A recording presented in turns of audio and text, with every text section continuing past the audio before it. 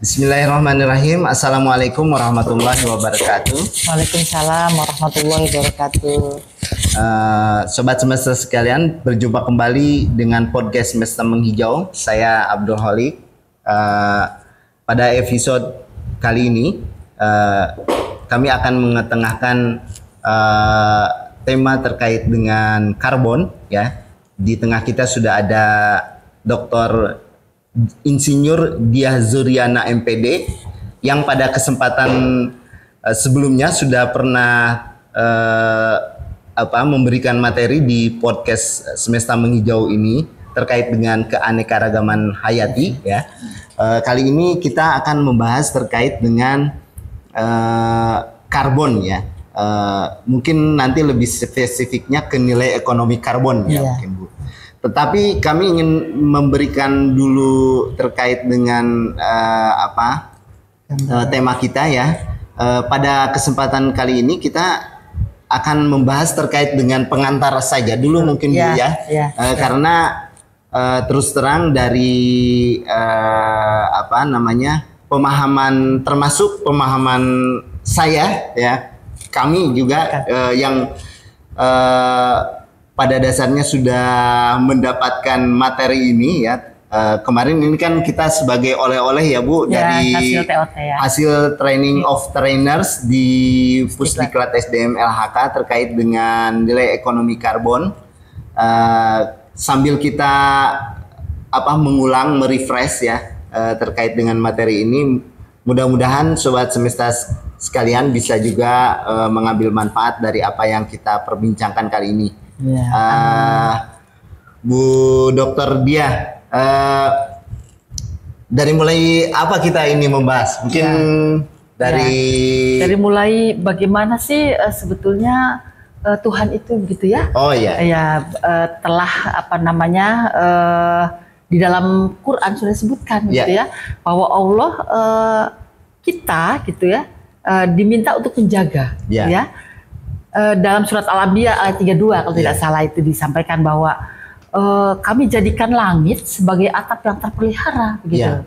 Artinya bahwa Allah mengingatkan kita itu harus menjaga, melindungi gitu ya, dengan menciptakan ozon gitu ya sebagai perlindungan gitu, perlindungan itu yang dianalogikan dengan atap. Atap betul, yang analog dengan atap gitu ya. Ozon yang untuk melindungi kita dari ultraviolet yang mungkin berbahaya gitu ya. Kan ada juga bermanfaat, ada juga berbahaya gitu ya.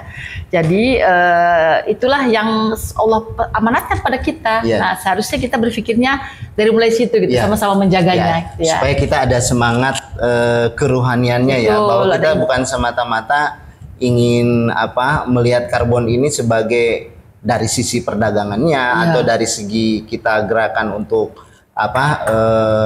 menanggulanginya saja ya, meminimalisir emisi karbon, tapi ada juga semangat spiritualisme gitu kita, ya.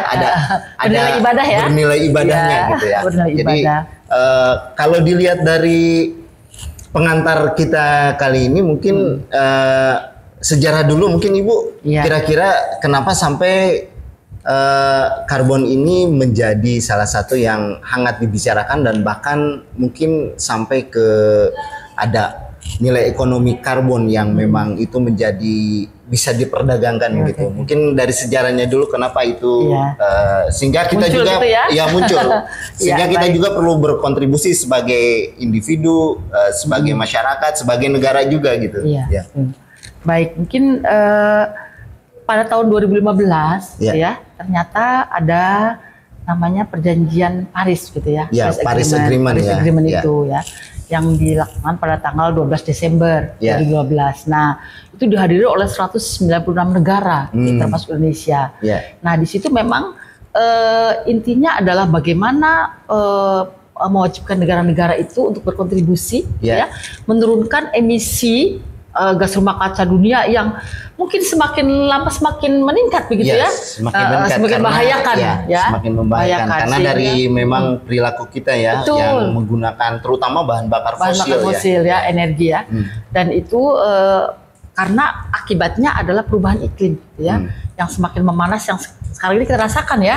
Mungkin akhirnya kita rasakan gitu. Jadi di Paris Agreement itulah kemudian Indonesia turut meratifikasi gitu. Artinya kita berkontribusi untuk sama-sama mengurangi emisi dunia, emisi gas rumah kaca secara global, secara global.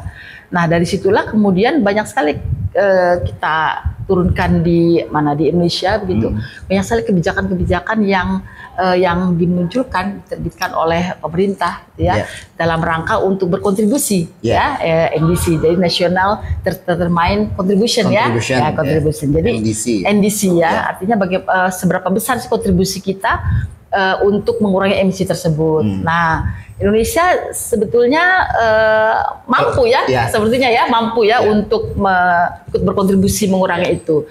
Nah di situ disebutkan bahwa jika tanpa syarat, artinya tanpa bantuan gitu, internasional gitu atau business as usual lah gitu, kita itu mampu menurunkan sekitar 31,89%. Itu sampai tahun 2030 ya. 2030 sampai dengan tahun 2030. Nah, tapi jika dengan bantuan mungkin targetnya agak besar meningkat gitu katanya 43,20%. 43,20%. Cukup jauh ya perbedaannya Nah, itulah yang yang kita berkomitmen untuk mengurangi itu berkontribusi sebelum itu. Nah, dengan cara itulah maka memang kita harus bekerja bersama-sama bekerja keras gitu semua komponen masyarakat, pemerintah swasta gitu untuk usaha untuk sama-sama mendukung pemerintah karena kita sudah berjanji untuk mengurangi, ikut berkontribusi dalam mengurangi emisi itu. Nah dengan pengurangan itu tentu banyak hal yang harus kita lakukan betul. Nah salah satunya adalah tapi kita dengan cara mitigasi dan adaptasi perubahan iklim yang ada. Jadi ada dua strategi. Mitigasi dan adaptasi perubahan iklim. Nah, sebetulnya mungkin kita kilas balik dulu apa sih gas rumah kaca ini gitu ya boleh juga. Itu hal-hal yang istilah-istilah terkait dengan karbon ini memang ada emisi, ada gas rumah kaca gitu ada serapan karbon, ada stok karbon. Mungkin juga nanti sambil jalan Sobat Semesta sekalian kita coba bahas sedikit-sedikit silakan Bu. Jadi gas rumah kaca ini ada beberapa kita mengenal energi kita itu banyak menggunakan fosil bahan bakar fosil, batu bara ada semua, hampir semua kehidupan minyak yang itu melepaskan emisi gitu karbon dioksida. Ada 3 sebenarnya yang paling berbahaya. Karbon dioksida, terus nitrogen dioksida itu N2O kemudian CO2 dan satu lagi gas metana. NH4 NH4. Nah itu tiga sumber emisi yang dominan betul, yang dominan yang dirasakan berkontribusi terhadap pemanasan global Jadi dengan 3 inilah yang berusaha kita kurangi begitu yang 3 ini. Nah sebetulnya ini dilepaskan dari sektor mana saja sih? Banyak sebetulnya itu. Jadi yang 3 emisi ini, 3 sumber emisi ini dilepaskan dari 5 sektor. 5 sektor. Apa saja itu Ibu? Yang satu energi. Satu sektor energi. Jadi energi ini ternyata memang cukup banyak Pak. Saya baca dari global ini World Resource Institute tahun 2020 WRI itu bahwa energi itu menyumbangkan sekitar 73,2%. Luar biasa. Hampir 3/4-nya. Hampir 3/4 dari energi. Dari energi apa saja? Misalnya bangunan buildings katanya gitu transportasi darat, laut, udara kan gitu betul. Dan kemudian energi untuk industri juga tinggi 24,3%. Yang kedua adalah dari agriculture dan forestry termasuk yang bidang kita ini juga gitu agriculture dan forestry and other land use dan penggunaan lahan lainnya. Nah, menurut WRI itu agriculture itu menyumbang sekitar 18,4%. 18,4%. dari seluruh namanya emisi global itu ya. Nah, apa saja nih misalnya peternakan tuh menyumbang 5,2% loh. Ya, peternakan itu yang paling banyak bukan CO2-nya ya, tapi metan ya. Metan betul. Dia dari ternak ya. Ya dari ternak, pencernaan ya. Ya, residu dari hasil metabolisme hewan. Hewan ya, hasil metabolisme pencernaan. Kemudian pengolahan tanah pertanian. Oh, pengolahan tanah pertanian. Ternyata 4,1% juga. Oh iya, lumayan ya. Banyak ya. Lalu pengolahan sawah juga ternyata. Kita baru tahu ya, ternyata pengolahan sawah itu. Ya, pengolahan sawah itu banyak mengeluarkan metan dari ininya. Dari pengolahan prosesnya. Itu 1,3%, lumayan banyak. Dan pembakaran tanaman ya. Pembakaran itu yang membuat CO2 kalau itu ya. Iya, CO2 betul, karena kan biasanya mereka setelah misalnya bertani gitu ya, itu kan membakar ya supaya lebih hemat mungkin kan. Membakar itu memang menyikat waktu. Biar waktu dan hemat ya, dan hemat itu mengeluarkan CO2 yang sangat banyak. Kemudian forestry. Dari sektor kehutanan. Iya, kira-kira dari mana kira-kira yang terbesar menurut Pak Khalid? Ya mungkin dari ini ya, dari penebangan karena pemungutan hasil kayu ya. Betul, itu deforestasi itu ya. Deforestasi. Itu yang pemungutan mungkin legal ya, dengan izin. Ya. Itu juga menimbulkan emisi juga. Apalagi yang tadi degradasinya yang ilegal ya. Betul.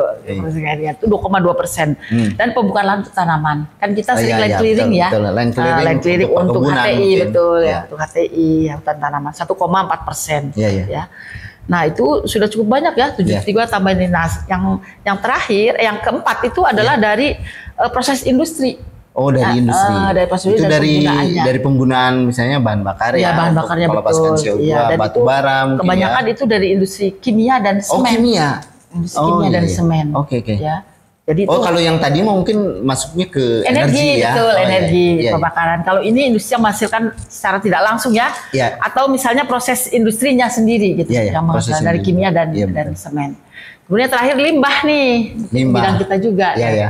Ternyata saya bertahu juga bahwa 3,2% dari sektor limbah itu. Cukup banyak ya. Itu kira-kira dari apanya ya? Dari limbah misalnya kan kalau kita cair ya. Oh iya, yang limbah-limbah terkait organik ya. Organik itu juga dia melepaskan emisi. Iya, melepaskan emisi. Dan juga 1,6% itu dari tempat pembuangan air sampah. TPA. Iya, TPA ya. Itu cukup tinggi juga ya, 1,6%. Benar-benar dikelola juga. Iya, dikelola juga. Ya, umumnya berupa metana kalau yang metan.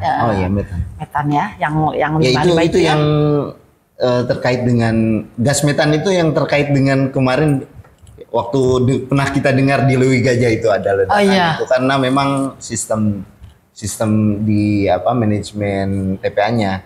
Jadi gas metannya tidak keluar sehingga meledak ya. Iya betul.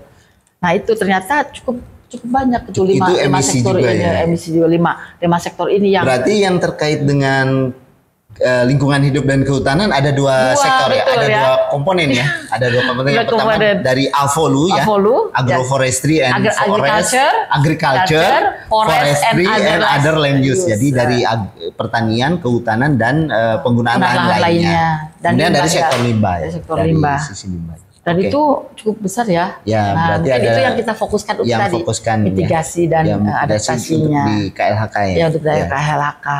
Nah, itu juga sebetulnya kita banyak sekali upaya-upaya sederhana ya yang bisa kita lakukan terkait dengan 5 pengurangan emisi, 5 sumber pengurangan emisi kita gitu ya. Mungkin kalau dari bidang kehutanan memang kita 2 tadi. Tapi dalam kehidupan sehari-hari realnya kita bisa lakukan gitu. Ya, misalnya apa? Tadi energi ya, kan dari transportasi itu cukup besar tuh. Coba kalau kita 3,2%. Dari transportasi itu sekitar 16,2%. Di mana ada transportasi darat, gitu kan? Kemudian laut dan udara. Nah, darat itu seperti apa? Ya mungkin kita lihat semakin banyak kendaraan bermotor ya. semakin banyak orang yang ingin memiliki kendaraan supaya mempermudah sebetulnya ya. Oh, jadi transportasi itu sub dari energi ya? Ya betul ternyata karena ada pembakaran di situ ya, pembakaran apa namanya bahan bakarnya ya, masih yang berupa tadi fosil kan, bahan bakar fosil. Biosolar kan kita mungkin baru berkembang ya, tapi memang kita mendengar biosolar itu akan dikembangkan, tapi mungkin nggak tahu kenapa proporsinya kecil memang kecil ya. Kecil sekali.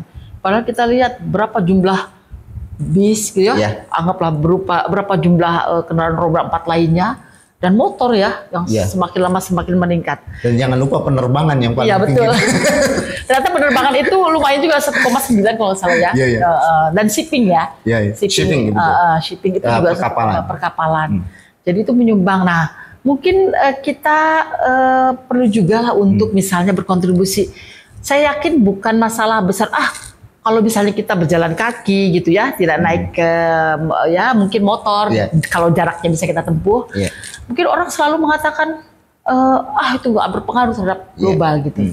Tetapi mungkin niat kita ya, ada kontribusi dari sebagai individu ya. Sebagai individu artinya ya mungkin kita niatkan saja sebagai ibadah kan gitu. Betul. Saya ini menyumbang ini dengan berjalan kaki misalnya, tidak menggunakan motor. Kan kita menyumbang mungkin kecil ya gitu ya penurunan emisi, tapi kalau memang dalam posisi tidak terburu-buru, tidak ditarget waktu ya, selain untuk kesehatan juga ya. Iya. Bisa dua ya, badan kesehatan gitu ya. Nah, mungkin itu yang bisa kita lakukan gitu. Termasuk misalnya energi di dalam rumah ya, kan kita kan selalu dari dulu memang disampaikan matikan listrik, jangan digunakan gitu kan, kemudian AC ya, semuanya kan penyumbang terbesar gitu energi itu 73,2% itu dari buildings atau residensial namanya ya, dari kehidupan rumah tangga itu 10,9% dari pemukiman gitu ya. Jadi banyak yang bisa kita lakukan sebetulnya, memulai dari diri sendiri dulu gitu, dari lingkungan kita saling mengingatkan gitu ya.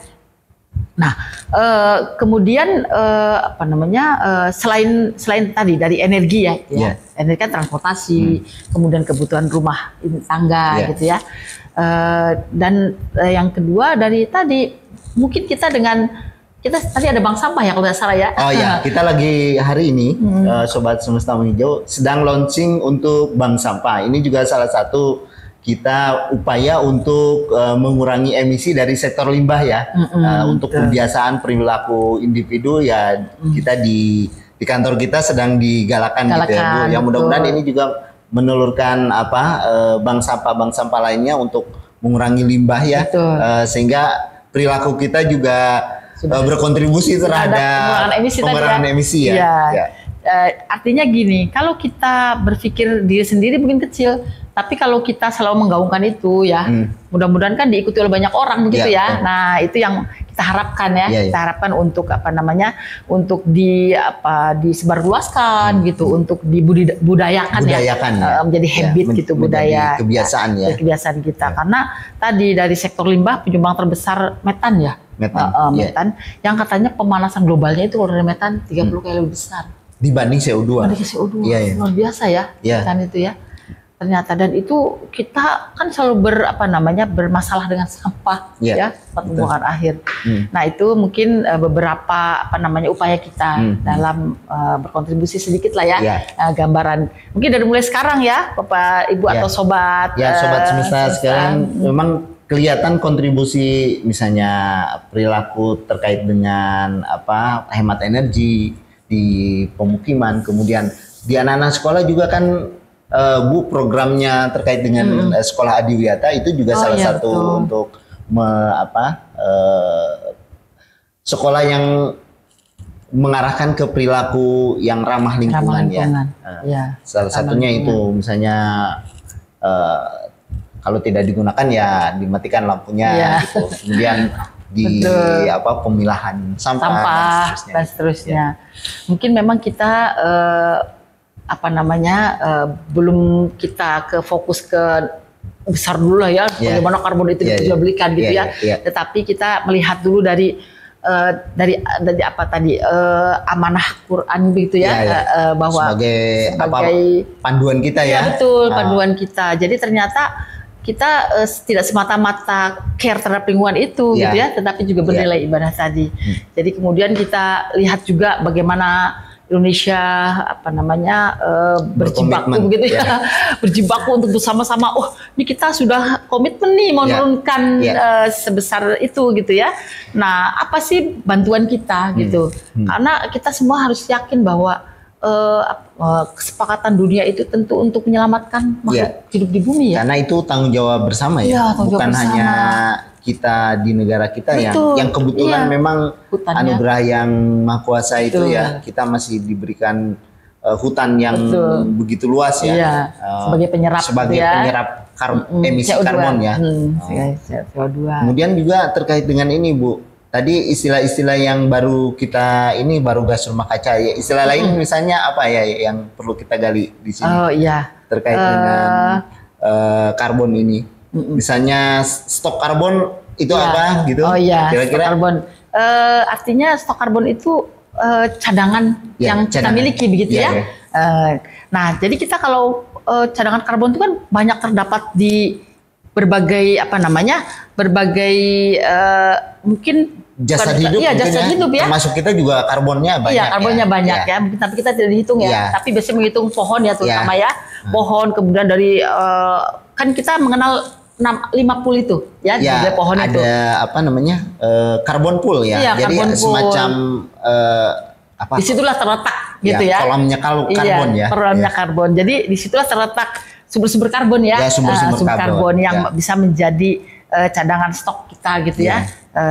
Stok untuk karbonnya. Jadi tanaman seperti pohon-pohonan yang kita miliki ini ya, kemudian di mangrove juga terutama ya, kemudian juga di serasah mungkin ya, serasah juga termasuk.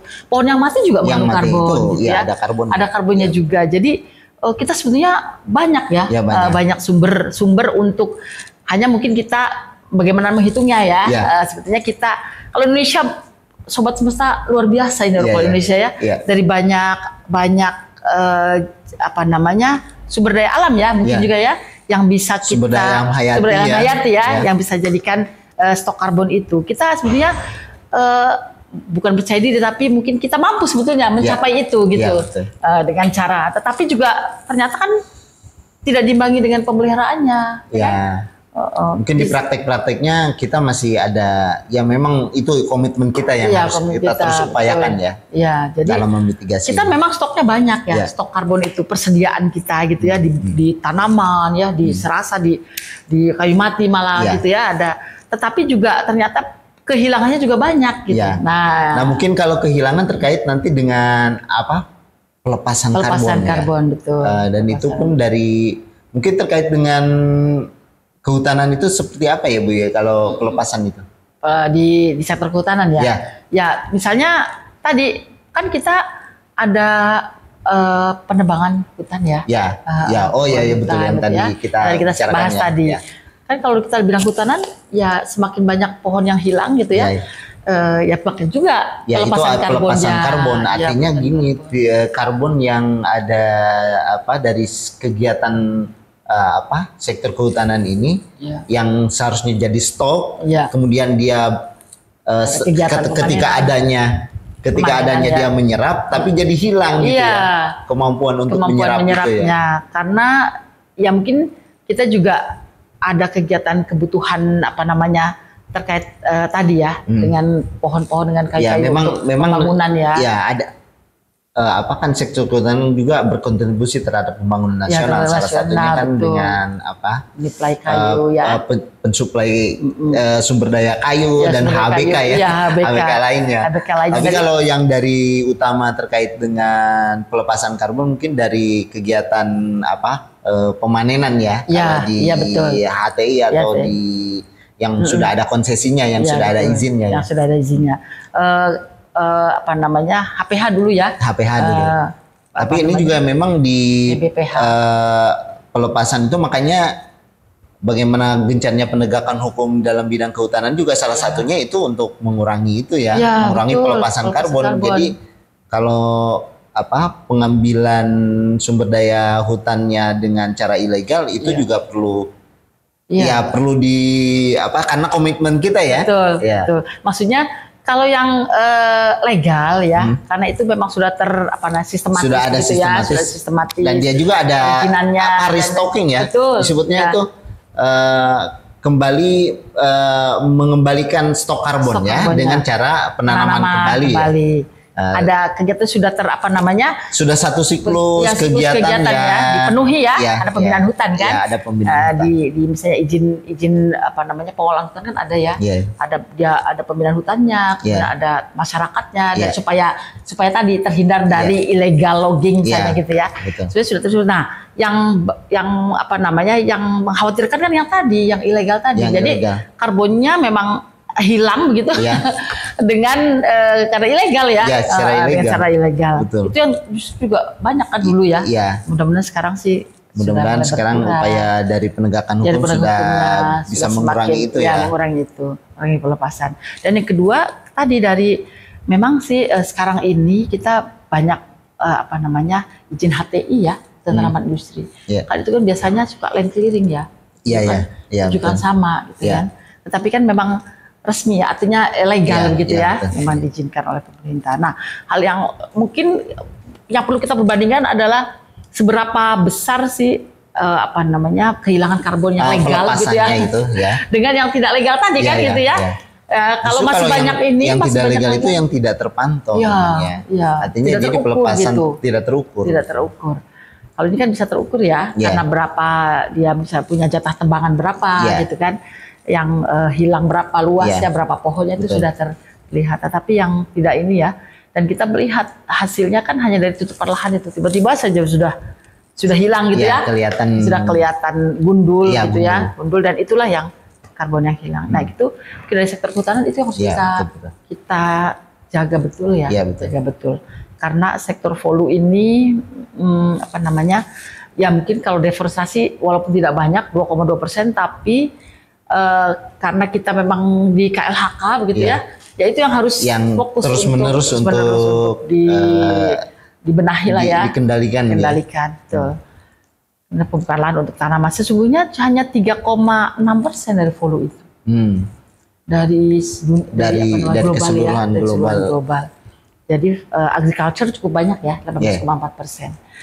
Nah, jadi totalnya itu kalau agriculture volume itu ya mungkin 20-an sekarang 20-an. Ya.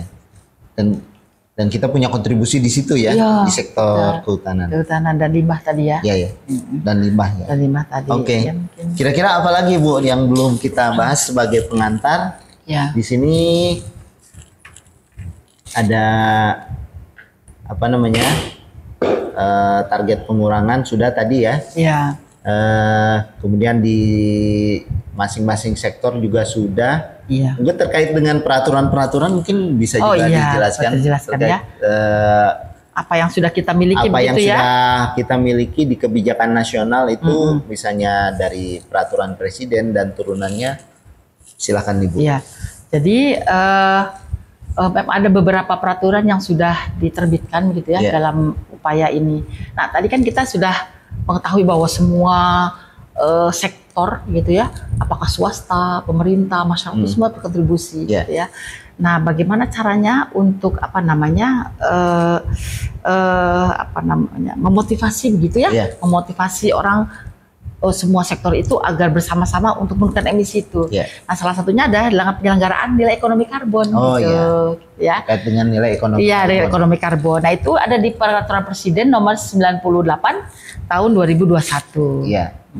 Itu kira-kira gambaran umumnya sekilas apa di dalamnya itu ya? Di dalam itu ya, di dalam itu. Jadi apa yang diatur di Perpres 98 itu upaya pencapaian target tadi, emisi, kontribusi itu. Kemudian bagaimana sih tata laksana penyelenggaraan supaya tertib ya.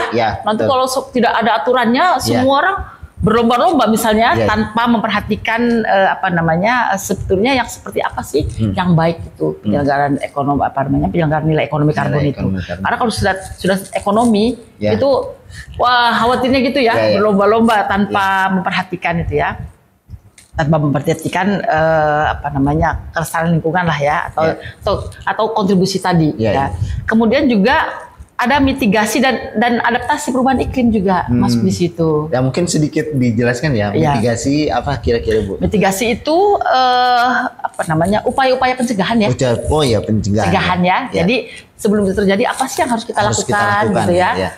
Nah kalau adaptasi itu kalau terjadi ya sudah kita menyesuaikan gitu. Oh menyesuaikan. Ya. Jadi kalau misalnya sekarang misalnya sudah panas gitu. Sudah panas ya. Nah itu adaptasi ya. Bagaimana cara kita misalnya penggunaan ya mungkin memperbanyak pohon pelindung sehingga udara menjadi lebih tidak panas gitu ya, lebih teduh, lebih adem. Itu kan adaptasi terhadap perubahan iklim yang sudah ada. Penyesuaian terhadap kondisi perubahan iklim yang sudah ada.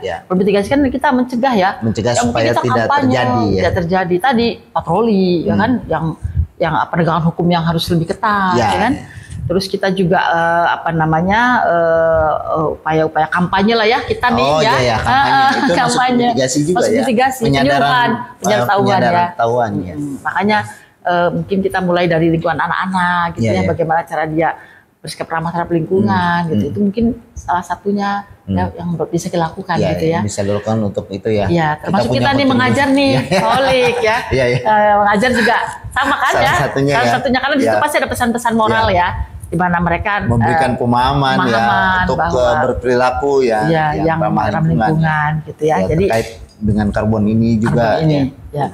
Karena semakin banyak yang memahami, mungkin semakin terselamatkan gitu ya. Semakin banyak yang sadar, orang tahu apa yang harus dilakukan gitu ya. Sehingga ya punya kontribusi juga pengurangan emisi ya. Betul. Karena mungkin ya barangkali orang belum berbuat karena belum paham ya. Iya. Ada juga yang sudah paham tidak berbuat, tapi mungkin banyak juga kita berharap berharap. Ada yang mungkin belum paham ya, mungkin harapannya ada kemauan untuk kuat untuk berbuat itu ya, yang terbaik untuk ramah lingkungan. Kemudian juga di situ ada juga mengatur tentang pelaksanaan, bagaimana pelaksanaannya gitu, penyelenggaraannya, perdagangan karbonnya gitu ya, perdagangan netnya. Kemudian ada pemantauan dan evaluasinya. Oh ya, itu ada apa? MRV ya? Iya MRV ya dulu kita monitoring. MRR-nya itu apa ya? Apa kemarin itu? Kalau V-nya verifikasi ya? Verifikasi iya. Nanti kita cari lagi. Reporting iya. Ya betul ya. Reporting dan measurement ya, perhitungan ya. Perhitungan, kemudian melaporkan dan reporting. Ada juga V-nya verifikasi. Verifikasi ya. Wah, kita harus belajar lagi. Iya. Kita tuh memang kita sudah dapat materi ini, tapi memang karena implementasi dengan apa yang kita terima dengan pembekalan materi ini, memang karena banyak aturan juga ya sambil kita refreshing juga Sobat Semesta, karena ini rencana kita mudah-mudahan dalam beberapa seri ke depan kita terus ini memperdalam Bu. Ini kan baru cangkang-cangkangnya aja ya. Ini peraturan juga belum semua. Ini highlight aja ya. Oleh dari TOT ya. Oleh. Ini highlight aja ini mungkin terkait Perpres tadi ya 98 kemudian apa lagi? Kemudian Permen LHK nomor 21. Nomor 21 tahun 2022 terkait tata laksana penerapan nilai ekonomi karbon. Tata laksananya tata laksananya. Kira-kira apa di dalamnya itu Bu? Tata laksana itu bagaimana mekanisme ya? Mekanisme untuk penerapannya. Kan tadi kan penyelenggaraannya. Iya betul. Sekarang penerapannya bagaimana? Kemudian yang ketiga itu Permen LHK nomor 7 tahun 2023. Itu terkait dengan cara-caranya perdagangan karbon. Cara-cara perdagangan karbon. Jadi bertahap begitu ya. Saya lihat kayaknya bertahap ya. Jadi 2021, 2022, 2023 gitu. Yang pertama Perpres 98 2021 terkait dengan penyelenggaraan NEK. Kemudian penerapannya di Permen LHK nomor 21 tahun 2022. Kemudian yang satu lagi untuk perdagangannya di Permen LHK nomor 7 tahun 2023. Jadi sepertinya dari ketiga peraturan perundang-undangan tadi itu mungkin untuk semakin kita memahami, mungkin ini adalah dasar ya Bu ya. Iya betul. Ya untuk nilai ekonomi karbon dari mulai Perpres sampai Permen LHK dari tadi. Yang tiga ini kalau kita pelajari mungkin akan lebih semakin paham ya Bu. Iya betul. Ya. Karena detail ya. Detail ya. Di dalamnya ya apa sih mengatur ya. Mengatur terkait itu. Ya. Itu. Nanti kita harus ya. Ya mungkin kita nanti di kesempatan berikutnya kita perlu diperdalam, membedah ya. Membedahnya mungkin pelan-pelan juga mungkin ya Bu ya. Satu-satu ya. Gitu ya. Satu-satu kemudian yang penting itu kan kita keterkaitan dengan apa yang dilakukan gitu ya dengan betul. Baik di sektor Avolu maupun di sektor limbah yang terkait dengan KLHK gitu ya. Iya. Dan di sana juga memang banyak istilah-istilah kan Bu yang terkait dengan perdagangan karbon. Kita belum sampai di sana dulu ya. Banyak. Mungkin karena memang banyak, apalagi kita yang paling ujung untuk pengambilan baseline datanya. Betul. Itu kita lebih detail lagi betul, lebih detail dan mungkin itu lebih ini ya teknis ya. Lebih teknis ya. Tapi kita tetap agendakan mudah-mudahan Ibu nanti ya sobat pemirsa sekalian hasil TOT kemarin selain Ibu Dr. Dia Zuryana ada juga Dr. Yana. Nanti juga mungkin beliau akan sama-sama kita membahas terkait ini. Mungkin untuk kesempatan ini kita cukupkan dulu sekian ya Bu ya. Untuk pengantar dulu supaya ada minimal informasi terkait nilai ekonomi karbon itu sudah ada pengantarnya lah dari kita ya di podcast ini. Insya Allah di kesempatan lain secara berseri keinginan saya secara berseri gitu ya Bu, bertahap kita sambil membangun pemahaman gitu ya, sedikit demi sedikit di podcast ini kita bahas. Ya mudah-mudahan juga di podcast ini sobat semesta sekalian bisa juga mengambil manfaatnya terkait dengan apa yang kita bahas.